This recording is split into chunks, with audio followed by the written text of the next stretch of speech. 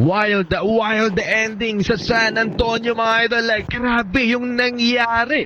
Insane comeback. Napakalupit nitong si Dylan Harper. Pinagsa ng Knicks fans ang aksyon mga idol sa Game 5 sa San Antonio, Texas. Para bang hindi home court ng San Antonio Spurs. Well, simula ng laban, 3 block shots in 3 minutes of playing time for Victor Wembanyama. Gigil na tong si Wemby mga idol sa Knicks fans, lalo't binato siya ng itlog at pagkatapos ng Game 4. Ang record mga idol ay 9 blocks sa NBA Finals si Dwight Howard. Mukhang mabubura yan ni Wemby. On pace siya. Lockdown ng pintura para sa alien at eto pa putback slam for Wemby. Pinasok si Dylan Harper, first shot attempt, so kaagad for the rookie. Ito naman ang siguro ang pinakamalalang non-call na nangyari sa NBA Finals ngayon. Dapat double dribble si OG Anunoby pero hindi tinawagan ng referee. Nangangalahati na sa first quarter ng matirahan naman ni OG Anunoby ng 3 si Victor Wembanyama. Tingnan nyo yung sumunod na pangyayari mga idol, inangasan ni Jeremy Sohan ng kanyang former teammate. Hindi pa siya nakontento dyan. Sinugot pa si Wemby at pinag-trash talk. Pinoprovoke niya ang Spurs superstar para masira ang laro mga idol ni Wemby. Nang inupo si Wembanyama, dito na napatake over ang rookie Dylan Harper. Harper gets in the paint, the floaters up, and Harper gets inside, reverse back shot is good. Napakalalim ng layup na to ni Dylan mga idol. Top contested reverse. Nag-iba ng game plan ng San Antonio Spurs. Si Dylan Harper nang nilagay as point guard. Nasa court siya at shooting guard naman si D. Fox. Umabot ng 10 points ang lamang ng San Antonio Spurs 18-8. Nag-suffocate ang New York Knicks sa depensa ng San Antonio Spurs sa Game 5. Nalimitahan lamang sila sa 13 points, 4 field goals sa first quarter. 23-13 going into second frame. Simula pa lang ng second quarter, block party na naman si Victor Wembanyama. Supalpal si Jose Alvarado. And another one kay Landry Shamet naman. Facing elimination ng San Antonio Spurs, inactivate nga pala ng NBA mga idol ang tinaguriang The Extender, si Scott Foster. Umabot na ng 15 ang lamang ng San Antonio Spurs bago natuldukan ni Karl Anthony Towns. At hindi pa naging madali ang basket na yan ni Cat. Eto na naman tayo sa first half mga idol. Tambak na naman ang New York Knicks. 16 points na yan dahil sa tres na to ng Alien. Double figure scoring na rin for Dylan Harper mga idol in 10 minutes. 11 points. Nabuhay naman ng New York crowd na magsimulang magpasok ang kanilang tres. Sinimulan ni Mikal Bridges, nasundan ni Deuce McBride at ni Jalen Brunson. Nakat na ang lamang ng Spurs into single digit. Si Bronson take over another one midi over the Aaron Fox and mid-range again over the 2 Spurs defender. Mukhang camp na naman ang mangyayari mga idol dito naman sa San Antonio. Up top, Bridges fires away. Connects on a 3. Solid pa sana ang simula ng San Antonio Spurs. Inalat si Wemby 3 out of 10 na sa field habang 64 na Castle 0-4-7 at si De'Aaron Fox 2 out of 7 naman. Anyari sa mga guards ng San Antonio Spurs, si Josh Hart in transition and 1 wild bucket para kay Josh and bad foul naman kay De'Aaron Fox. In-upgrade into flagrant penalty foul 1 ang call na yan. Daig pa ng rookie na si Dylan Harper ang backcourt duo ng San Antonio sa first half. From 16-point lead down to 3 points, 40-37 dahil sa floater na to ni Mikal Bridges, Devin Vassell to end the first half. Buzzer beater shot. 42-37, 5-point game Spurs. Nag-iisa si Jalen Brunson na may double figures sa first 2 quarters, 16 points for JB. Harper pa rin ang leading scorer with 11, 9 points si Wemby. Kasimula pa lang mga idol ng third quarter, nakuha na kagad ni Karl Anthony Towns sa kanyang pang-4 na foul.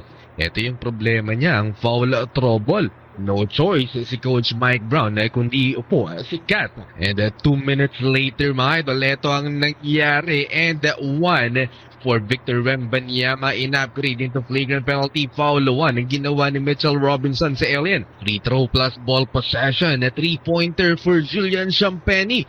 6 points in single possession for the San Antonio Spurs. Back to double figure lead for the San Antonio Spurs. Pero ayaw bumitaw ng New York Knicks mga idol. X-factor sa offense si Mikal Bridges. Another 3-pointer in Jalen Brunson. Jumper. Tingin kaabang-abang pang action mga idol. Dylan Harper basket kagad. agad off the bench and Devin Vassell supalpal si OG Anunoby. Hindi pa naging starting 5 next season itong si Dylan Harper. Ewan ko na lang, 15 points and counting na para sa ating kababayan halfway through the third quarter. Galit na galit naman si Jalen Bronson next possession mga idol dahil sa tres niyang to kung saan nakaapak siya sa paa ni UMB. Sok yun, humihingi ng foul ang Knicks pero no call. Agad na may counter ang San Antonio Spurs mga idol. Devin Vassell 3-pointer, baliwala yung tres na yun ni Jalen Bronson. Mukhang pinoprotektahan yata ng NBA si Wemby na wag nang tawagan ng flagrant penalty. Foul 1 ng Alien dahil 1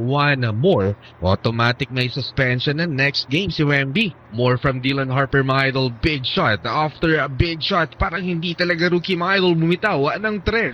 Talagang buhos na si Dylan Harper mga idol sa offense at pensa ng San Antonio. Hindi makahabol-habol ang New York Knicks. Pinasok na si Jordan Clarkson na 4-minute mark. Next small ball ng New York Knicks, nilabas din si Mitchell Robinson. Dylan Harper take over mode, 6 straight points. Big rebound and a putback for Dylan. To maintain the lead. Harper, his own rebound. That's up and in.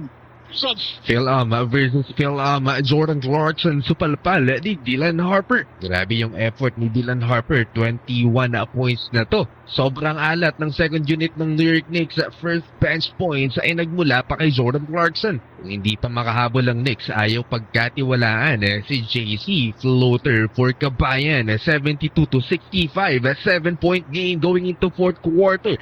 Dugo pa ang ipin ni Wemby. Choke ang iniiwasan ng San Antonio Spurs sa fourth quarter. Dunk ni Wemby, sumagot ng tres si Landry Shamet. Nilabas na si Jordan Clarkson and Devin Vassell. Huge triple para hindi makagawa ng run ang Knicks.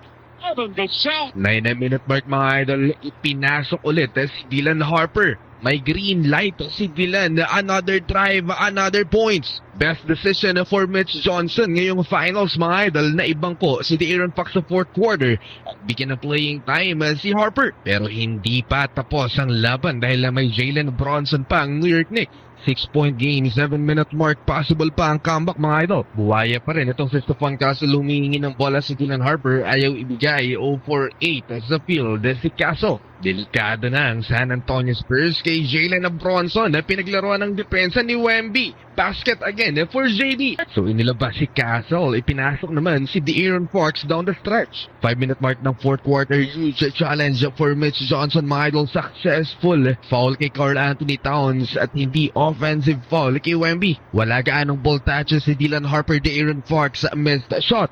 Another one, pagdug ulit si Fox. Eto na, tinabla na ni Jalen Bronson ang laban sa 83. Brunson drives, Brunson shoots.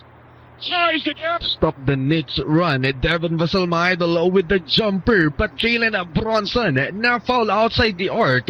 Si Devin Vassell din. 3 free throws for the lead. 86-85. Knicks. Parang bentang laro no De'Aaron Fox mga idol. Missed again. 3 out of 14 sa field si Fox. Di nila binibigyan ng chance si Dylan Harper mga idol sa crunch time. Eto Dylan Harper missed na naman para extend ang lamang ng New York Knicks mga idol. OG Anunoby with a dunk. Goaltending for the Spurs. Fouled out naman si Karl Anthony Towns sa last 2 minutes. 2 free throws for Victor Wembanyama mga idol na ibintis yung isa. Last 90 seconds mga idol, chance to tie or take the lead for the San Antonio Spurs. And Dylan Harper finally nabigyan ng pagkakataon. Pasok yan to tie the game. But Jalen Bronson answer 90-88. And De'Aaron Fox gustong maging hero dito mga idol sa San Antonio Spurs. Tumira na naman, another miss. And the champion, ang New York Knicks mga idol. Talo ang San Antonio Spurs. Champion na ang ating kababayang si Jordan Clarkson.